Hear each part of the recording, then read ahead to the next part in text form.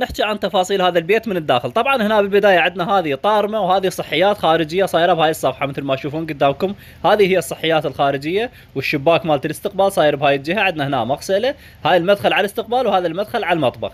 تعالوا خلينا ندخل على المطبخ. طبعا هذا المطبخ عندنا القياس مالته 3.5 ب3 مثل ما تشوفون. هنا عندنا مفتوح على الصاله، وهذه الهوائيه صايره من هاي الجهه، وهذا الشباك مالته طبعا الشباك مالته مترتين بمترتين تقريبا. ومثل ما تشوفون مشتغلين بي في سي، والجام مالته كله شغل درجه اولى مال هذا البيت. طبعا الارضيه مالته مرمر، وبايات الدرج عندنا هنا مشتغلينهم مرمر مثل ما تشوفون قدامكم. عندنا هذه الصاله هنا طبعا عندنا بورد مال كاميرات جوا الدرج صاير. هسه خلينا ندخل. طبعا هنا عندنا الصحيات صايره مقابيل الغرفه بهاي الجهه. هذه هي الصحيات مثل ما تشوفون. هنا عندنا مغسله، وعندنا هذا مكان دوش، وهنا الغربي وهنا الشرقي. طبعا قياسها كلش واسع ومرتبه. عندنا مقابيل الصحيات صايره هنا الغرفه الداخليه. هذه الغرفة عندنا القياس مالتها 4 ب4.5 تقريبا القياس مالتها. ومثل ما تشوفون البيت كله مشتغلين السقوف مالته مغربي. المهم هسه هنا عندنا الشباك مالت الغرفة صاير على المنور.